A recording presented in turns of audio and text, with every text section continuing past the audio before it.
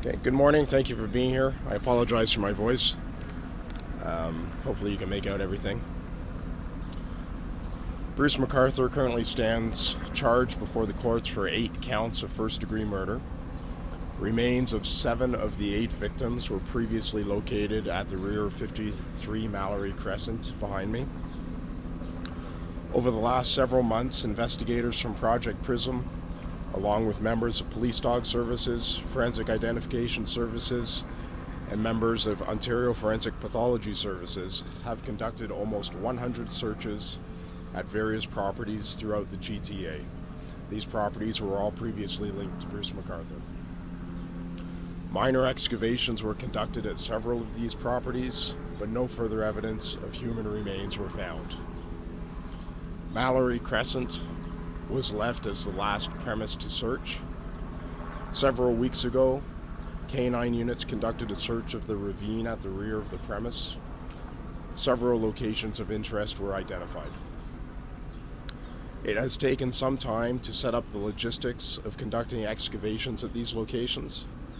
The City of Toronto is responsible for the landscaping on the ravine, and some time was needed to take environmental issues into consideration. Some trees were cleared to allow access for equipment. Yesterday, the Toronto Police Service, with assistance from Ontario Forensic Pathology Services, Durham Regional Police, and the Ontario Provincial Police, commenced excavation of the ravine. We are prioritizing areas which give us the strongest indications by K9 units.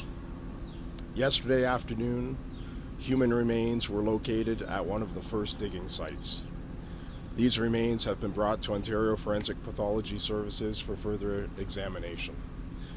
The excavation continues, and we anticipate being here for, at least until next week.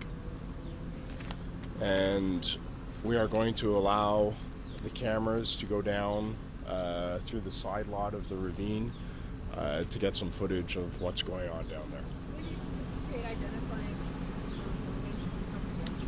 That's up to the pathologists. It really does depend on the method of identification, whether we rely on fingerprints, dental records, or DNA. Each method can take a different amount of time, so you could be looking at days, weeks, or months. How badly decomposed are those?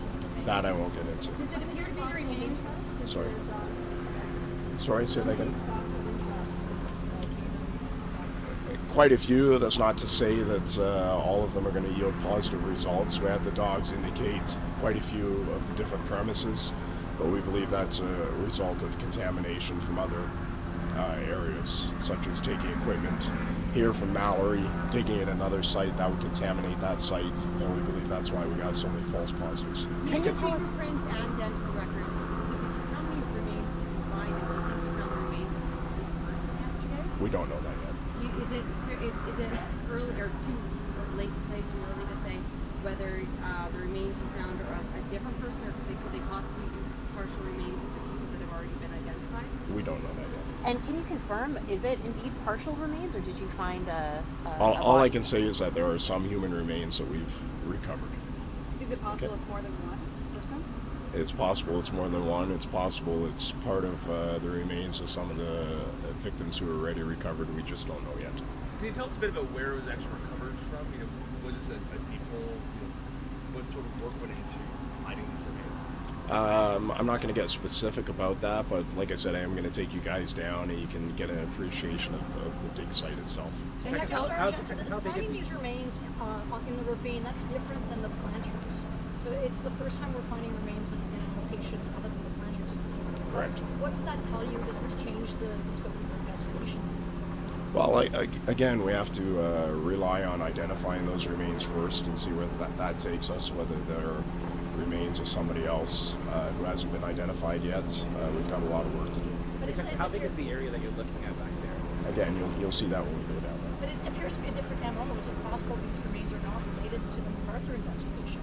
I mean, all the other remains were in the planter, right? Again, we're going to have some work to do identifying those remains, linking them to the McArthur investigation, but I think geographically where the remains are found, we're not going to have much of an issue doing that. Is there any idea how long they've been? Like years possibly or something? I don't know yet. You said linking them to the McArthur investigation. So at this point, like, do you feel confident that this is a victim of Bruce McArthur, or could it be something else entirely given the distance from the house? Again, we haven't identified what the remains are, who the remains belong to, but hopefully that will give us some answers. Moving forward, do you see this as being the circle? This is where you stop, the investigation? Well, we're still working on the cold cases that I've talked about before. That work is not complete yet, but hopefully this will be the end of the searching and excavation here at Mallory. So the property in Madoc didn't turn up any leads. You said you searched 100 in the GTA. Does that include Madoc? We did Madoc initially back in January. We haven't gone back there. Do you intend on going back? No. Given where the remains were found yesterday, could they have been like tossed over the edge of the hill, or were these buried remains? Again, we're going to take you guys back there, and maybe you can get an appreciation for exactly what the location speaks to. But we won't We know see that what we don't- you guys saw yesterday. Like, You'll see the general area where we're working. We know that Bruce McArthur only started working at this property a number of years after some of the men were believed to have been killed. So what does that tell you about, where these bodies may have been hidden, or what may have been done with them beforehand? We don't know yet. Given that you're saying you're going to be using DNA and fingerprints, does that indicate that some of these remains are not badly decomposed? Again, I'm not going to get into specifics about the level of decomposition. Sorry. Were you surprised that he found human remains just hours into what could be a weeks or months long investigation? A little bit. I mean, we had the canine units down there, and like I said, we've gotten a lot of false positives from the canine units, so we were cautiously optimistic about finding anything else. And when we found the remains yesterday, very quickly, we anticipated being here for weeks. Quite frankly, digging. We found them. We found them that quickly. It was a bit of a surprise. Yes. are the dogs being used to identify possible new areas of interest, or is there work done for now? The dogs are still being used. The dogs are here on site, which I should warn you guys about. But we'll keep them in the cars while you guys are down there. But they are brought out sporadically to search different areas as we go through it. Can you give us an idea of how many number of places of interest, and how many handful, more than a dozen? Like, can you give us a general indication of how many? That's a work in progress. So I can't. How many numbers? I said that's a work in progress, so I can't. Detective, has Bruce McArthur been cooperative at all in this investigation?